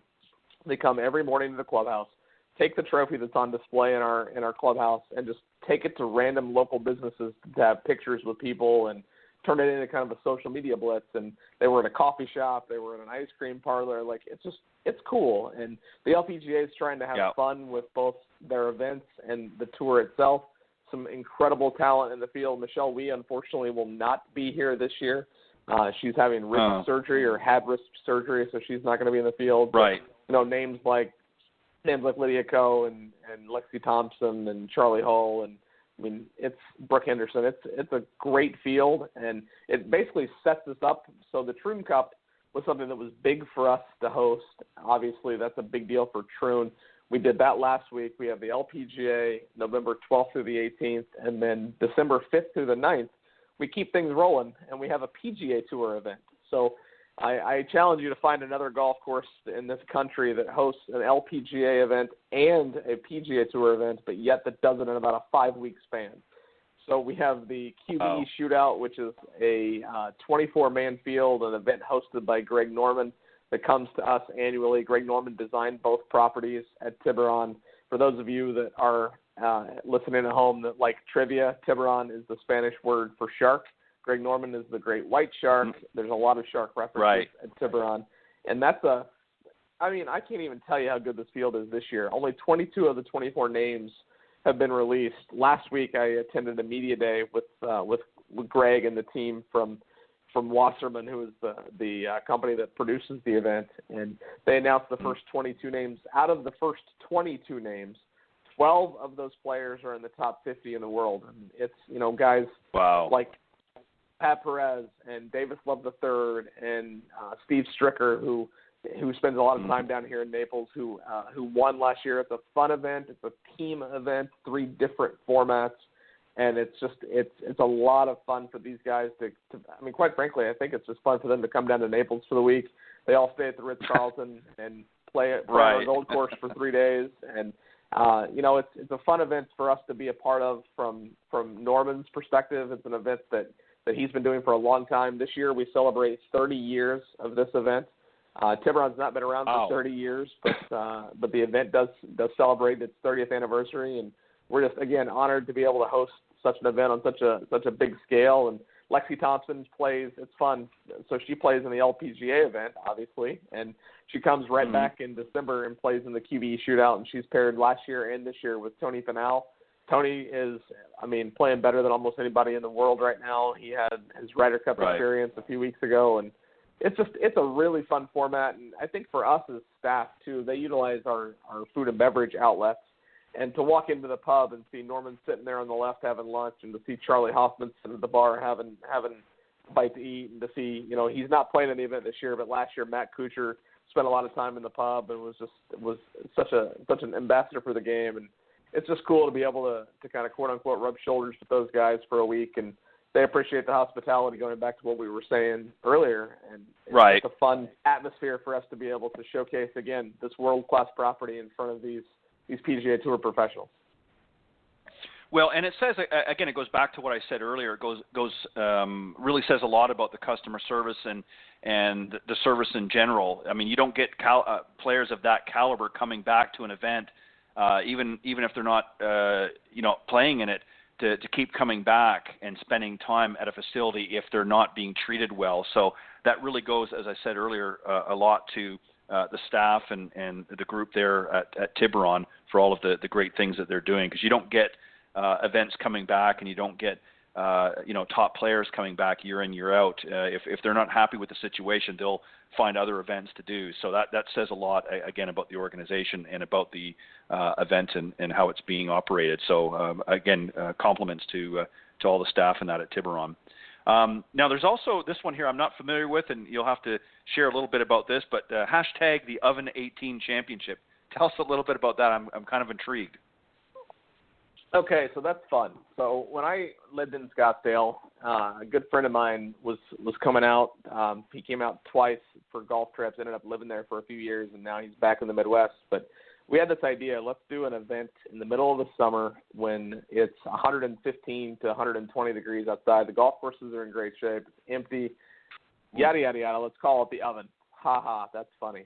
I had 12 guys playing the first one. We did 36 holes 2 days in a row. Myself and my friend that lives in the Midwest were the only two that finished, and I loved the planning aspect of it, right? The next year I did it again. I had 24 players the next year. I did it the third year. I kind of moved it around, did some things, kind of trying to figure out the direction of it. And last year I had it again in Arizona. It was in Tucson. I flew in for the weekend, and I had 44 players last year. I was pretty much done because I wasn't going to keep flying back to Arizona for it. It didn't financially make sense. And I decided, with the help of the team at Eat Sleep Golf, to do it one more time, fifth annual, let's just one more time. I brought it to Tiburón. I live here, I work here, let's keep it here, right? I ended up doing it, and I looked at the QBE shootout, I looked at how much fun that field was, and I said, all right, I'm going to do the exact same concept. 24 players, 3 rounds of golf, throw in the F&B, went through all of the different things, put together a pretty aggressive package for people, and then I made it an invitational. So it wasn't open to the public. I individually reached out to the 23 participants, picked partners, and it was a lot of fun. We had 3 different countries represented in the field this year. More than half the field flew in for the event, which is a big statement for the success of an event, that you've got people from all over the world flying to Naples for a weekend in October. And the event was a humongous success. The golf course conditions were incredible. We had perfect weather except for the pairings party.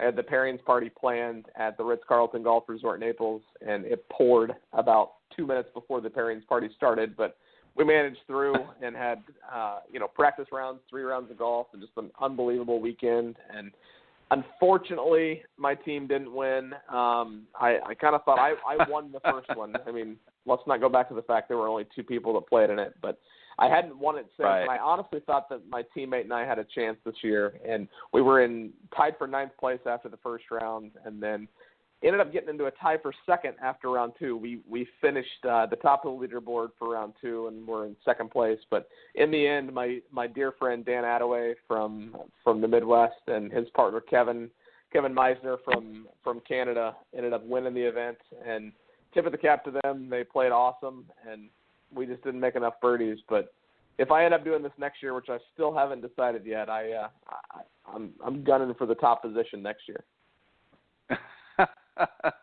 Well, you know what? I think that's fantastic, and you're exactly right. I mean, you have to find something that works, which you obviously have, and once you do, you pattern it after that. And then you just continue to work at it, to build, to make it better each and every year. And I have no doubt, Ricky, that you'll grind it out and be in that top position again. Hopefully it'll be for next year. But that sounds like an interesting event and a great concept, and I love the idea. I want to move on because I want to give you an opportunity to talk about your show, hashtag Wednesday Match Play. Tell us a little bit about that, how that came about, and what was your thought, and really what's the premise of the program? So that's a fun thing for me, and I'll start by saying I get nothing out of this financially, and that's okay.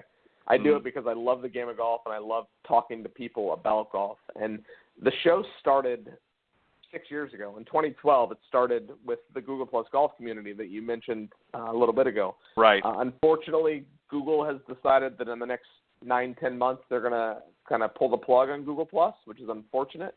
Right. The Google Plus golf community has got over 26,000 active members that post and share and engage with content in golf daily. And I'm going to be sad to lose that, but at the time, I started doing what was called the Friday Foursome. It was an event that I did every Friday afternoon. I had myself, 2 other members of the community, the same 2 gentlemen each week, and then a guest, and we talked about golf. Then it got a little serious. In season 3, got a little more serious, and then I ended it. It wasn't making sense. I was putting too much time into it. The team at Eat Sleep Golf, who was also involved in hashtag the Evan 18 Invitational, said, hey, you can't stop. This is a great concept that has a lot of legs. That led to us trying to come up with an idea for a new show. That's what led to the hashtag Wednesday Match Play. I'm all about hashtags. My nickname in the office is hashtag Ricky.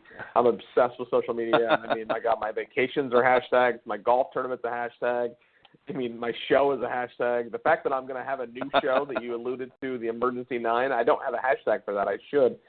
So the idea behind the hashtag Wednesday Match Play is the same concept as the Friday Foursome. It's just me and a guest, 25, 30 minutes, depending on how long the guest wants to talk, 18 questions about golf.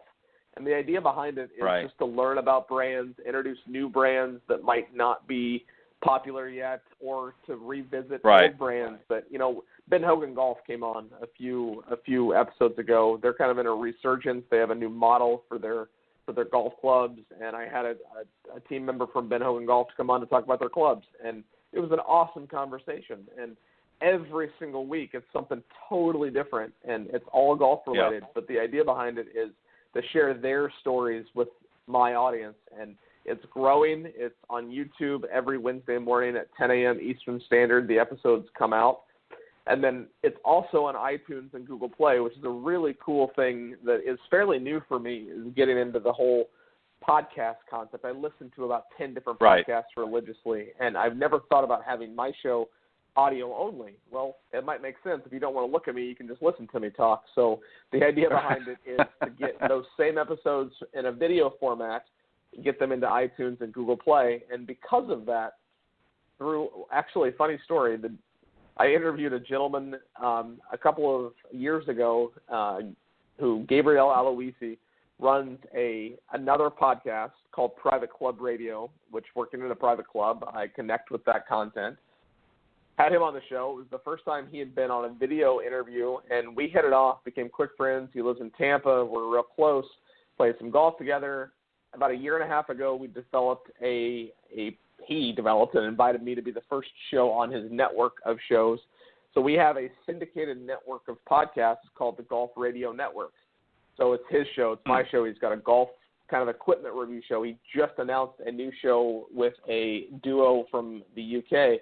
And the idea behind that is just to get exposure for our separate concepts and to just collectively share ideas and our content with each other's networks. And it's been really fun to see it grow. I'm through 3 seasons.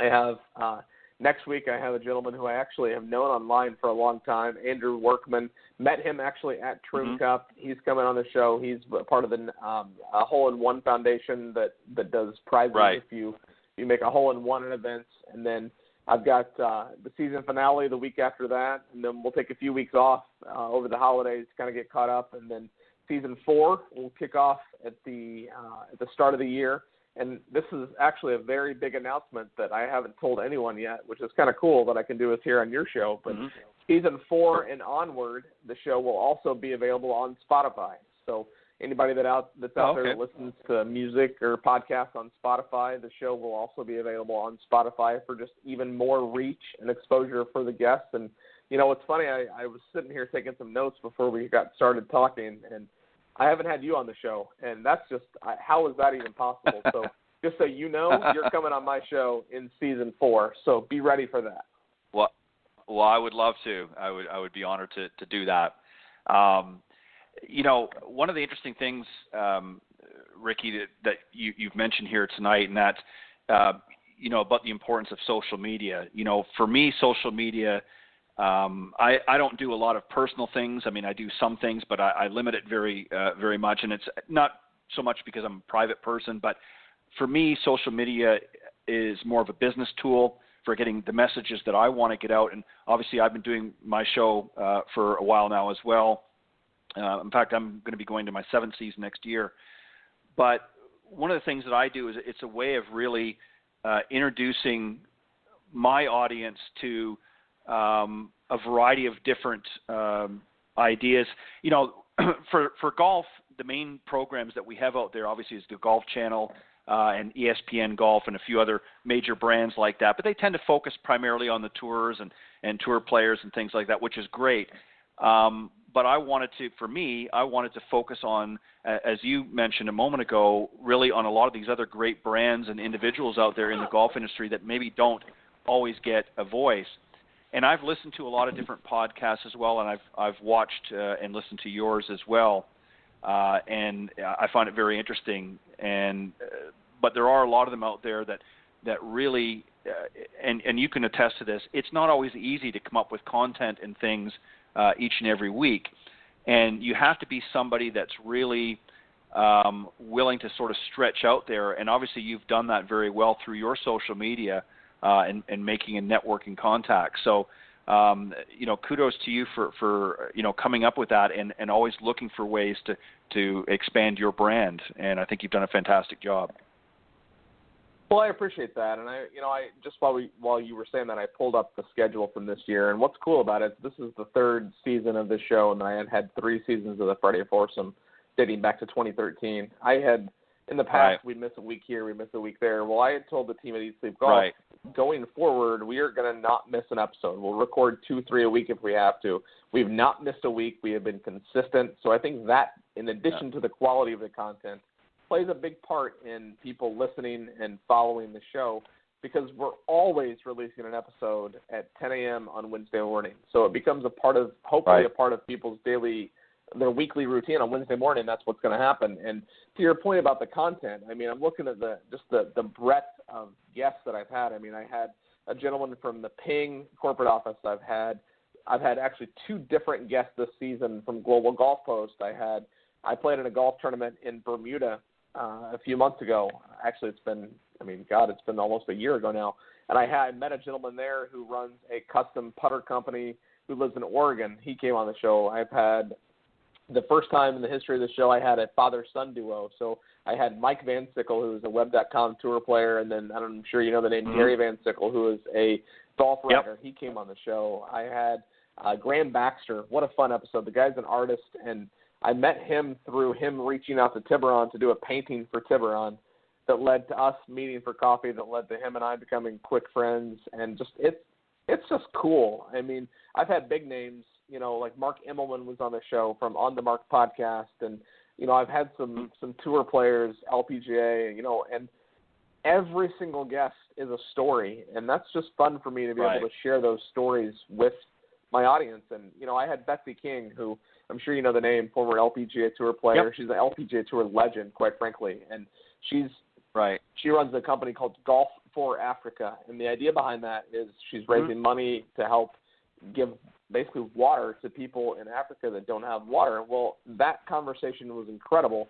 That led me to she's going to be in Naples in a couple of weeks for the CME. I'm meeting with her and her team to see if there's a way that we can't do more with Golf for Africa, whether it's hosting an event at Tiburón to help raise money, or whether it's, who knows. And that's what, at the end of the day, that's what becomes fun for me, to be able to meet these people through the show, and then that leads to potentially other conversations and other things just based on our networks. I utilize the Grint.com, which is it's the only free USGA handicap solution online.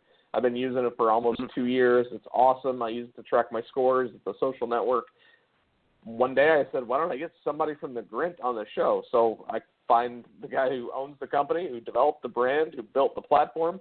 He comes on the show. We talk for 30 minutes, and boom, there's an episode. And it's just a really cool thing for me to be able to just weekly interview these people. And I appreciate opportunities like this to come on your show, to be able to be the one answering the questions versus the one always asking the questions. So it's a very fun thing for me. And just a little side nugget, outside of the golf space, on my personal website, my blog, RickyLeePotts.com, which I've been doing for almost 10 years now, I've interviewed, as of today, and I only know this because I looked yesterday, I have published 698 interviews with bands and DJs from around the world. So you had mentioned electronic dance music at the beginning of this segment.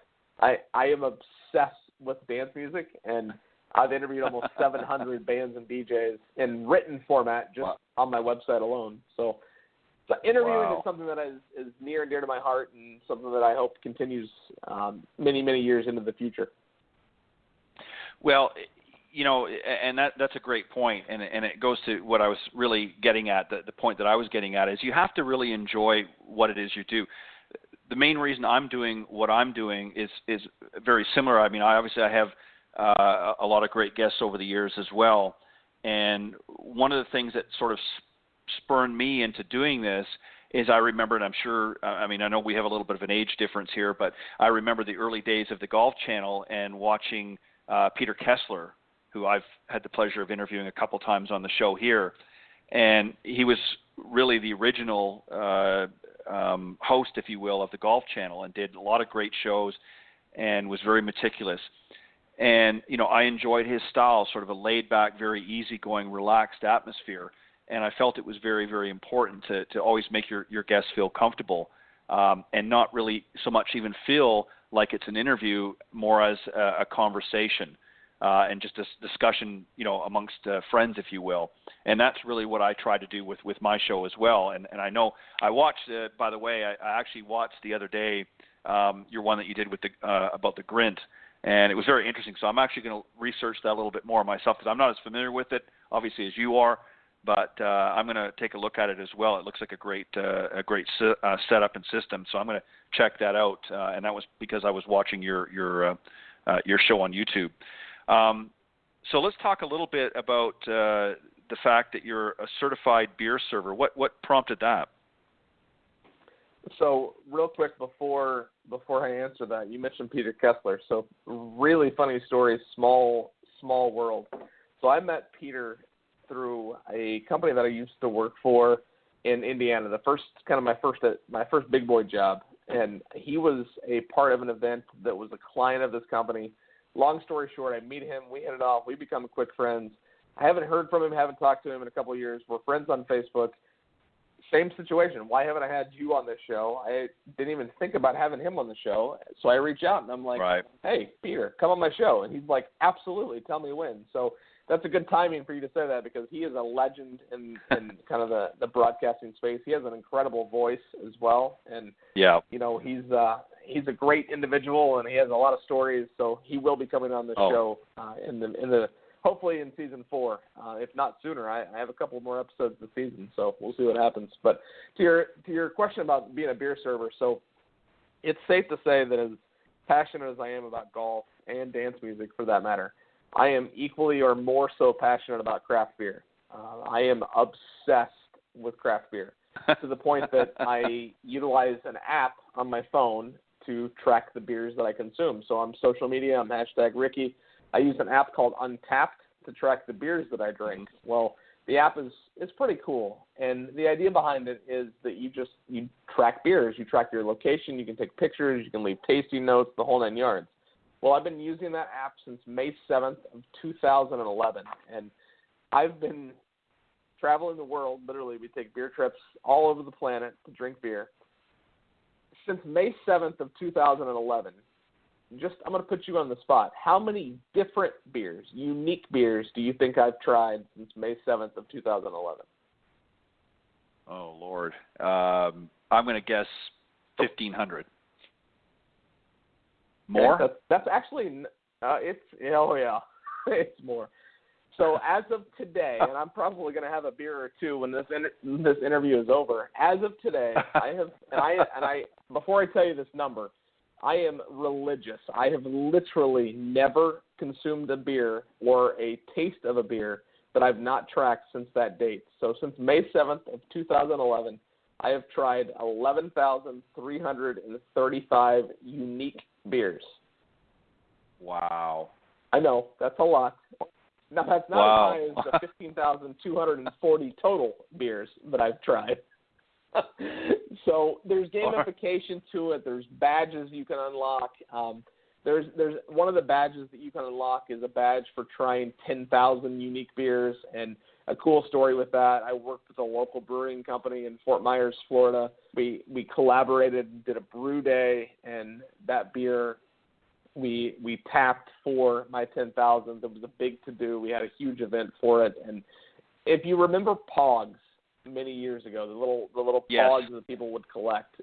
So the badges look like Pogs. So I call them Pogs for adults. And I've got nearly 5,000 of those badges. And brands and breweries can sponsor badges. So let's say that, John Doe Brewing Company wants to sponsor a badge for drink this beer on this day only to unlock this badge. I will go out of my way into the ends of the earth to get that beer, to drink that beer on that day, to get that badge. We have literally traveled all over the planet, flown to the other side of the planet to just drink beer to unlock badges for this app. And there is literally zero physical proof that I've done any of this because it's all done on an app on my phone. So the beer server thing came about.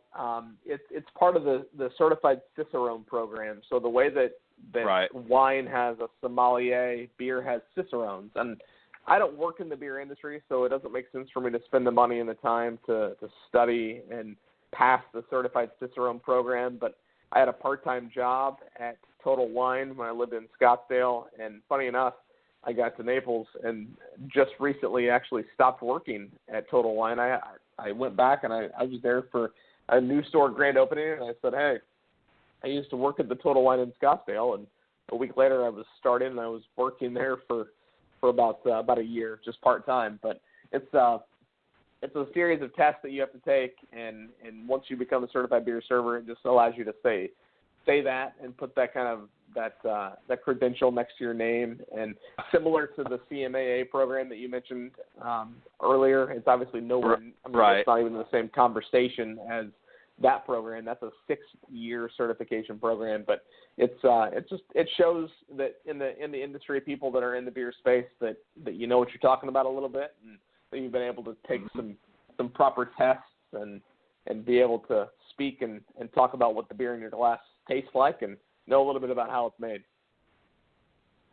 Well, I got to say, Ricky, I'm impressed. I think that's an incredible challenge that you've taken on, and I think that's fantastic. And it's like I said earlier, when you're passionate about something, it doesn't feel like a job. It doesn't feel, like there's any effort that you really have to. I mean, I know hopping from here and there to meet those challenges obviously can be quite an undertaking at times, but when you have a passion like that, I think that's great. That's what keeps you young, and that's what keeps you excited and want to wake up every morning and say, what new challenge do I have? So I think that's fantastic.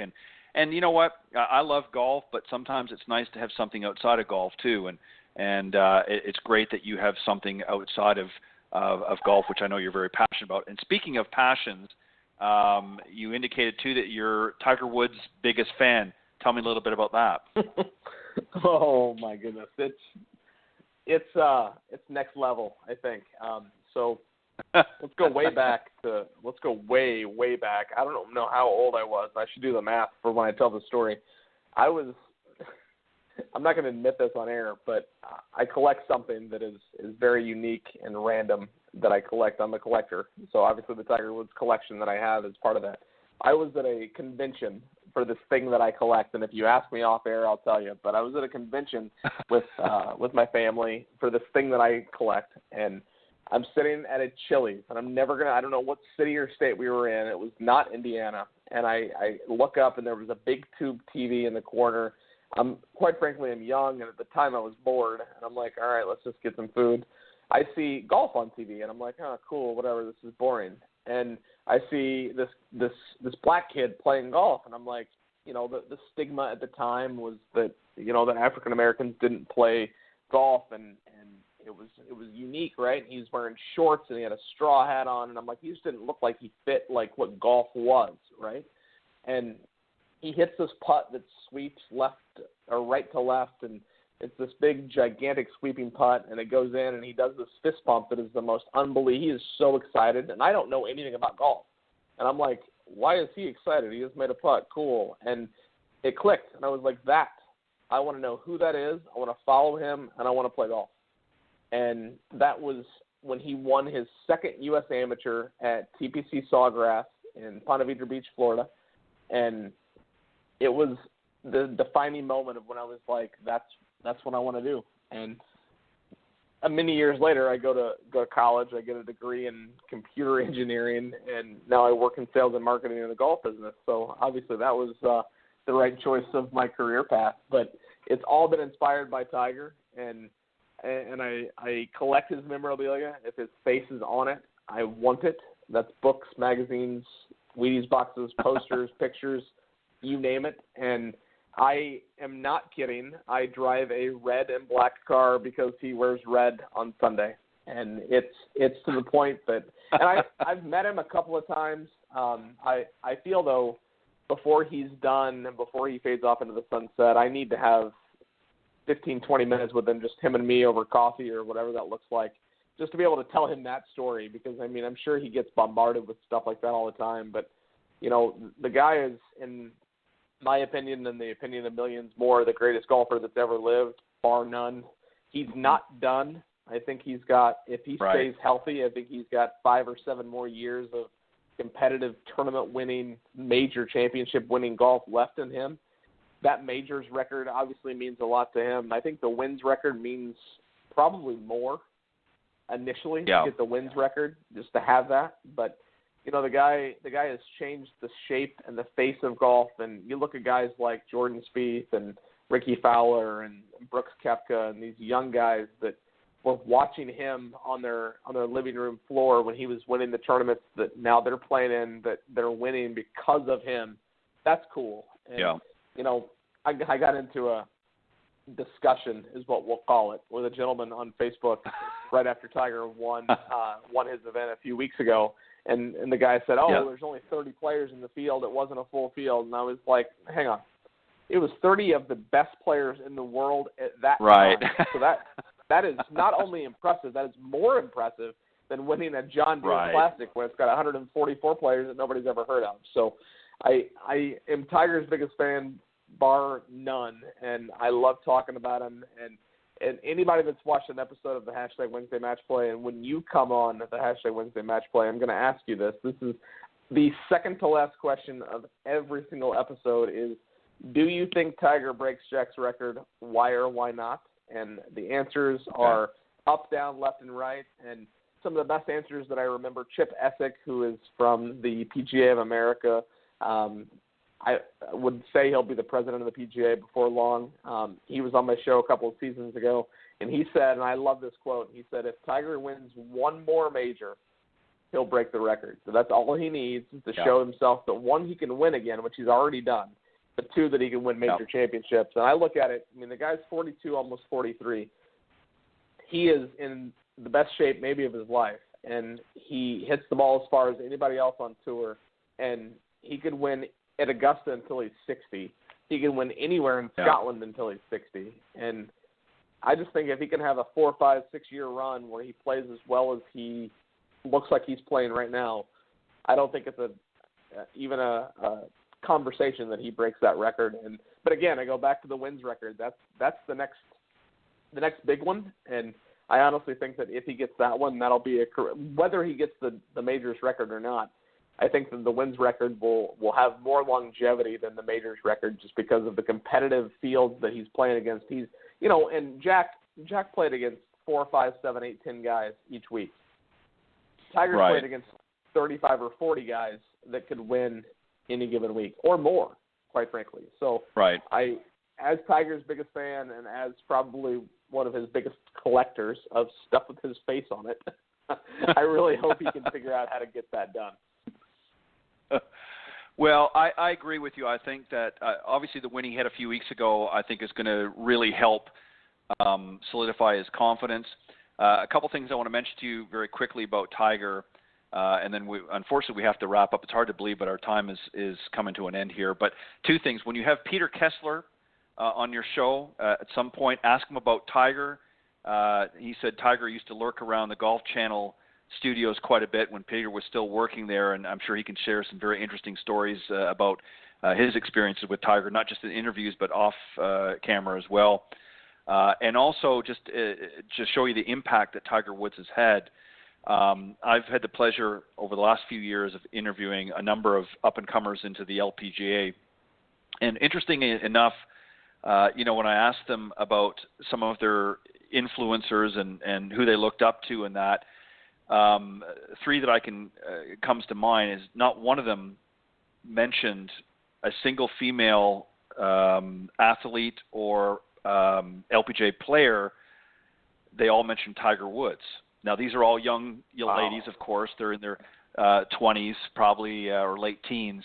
But growing up, when they were youngsters, their exposure to golf history, if you will, was Tiger Woods. And that's who they sort of looked up to, much like many golfers. Like in my generation, I'm in my 50s, we looked at Jack Nicklaus. Well, that's their Jack Nicklaus for a lot of these youngsters, both male and female.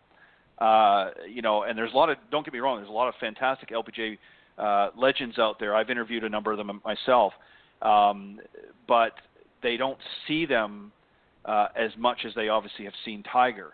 So that says a lot about him, as he not only has crossed, different cultures and different races, but he's also crossed the gender gap as well by inspiring a lot of young females to get interested in golf. And that says a lot about him as an individual and about the impact he's had on this great game.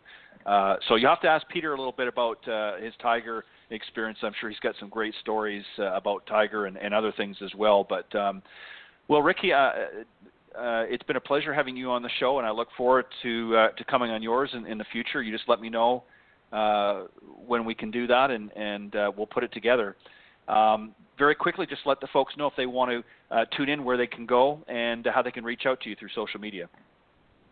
Yeah, absolutely. Well, I thank you for having me on the show again. I mean, it's always fun. I've been following you online for a long time, and I feel like we need to get together on the first tee. I mean, we need to go play some golf. I mean, that seems like the next best step. I mean, forget the show. I'm coming to Tiburón after hearing that great comments that you said in the early parts of the segment. I've been there. I've never played there, but I've been there a few times to visit, but I haven't had the opportunity. So I'm going to come down there at some point and enjoy some of the great hospitality that Tiburón has to offer. Sorry, I didn't mean to cut you off. Go ahead.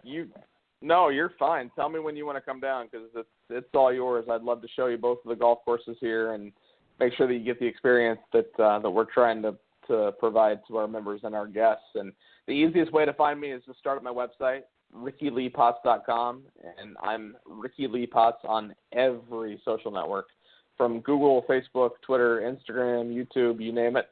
And if you want to watch the show, just search for #Wednesday Match Play. You can find it on the Eat Sleep Golf website. You can find it on YouTube. You can find it on iTunes, Google Play.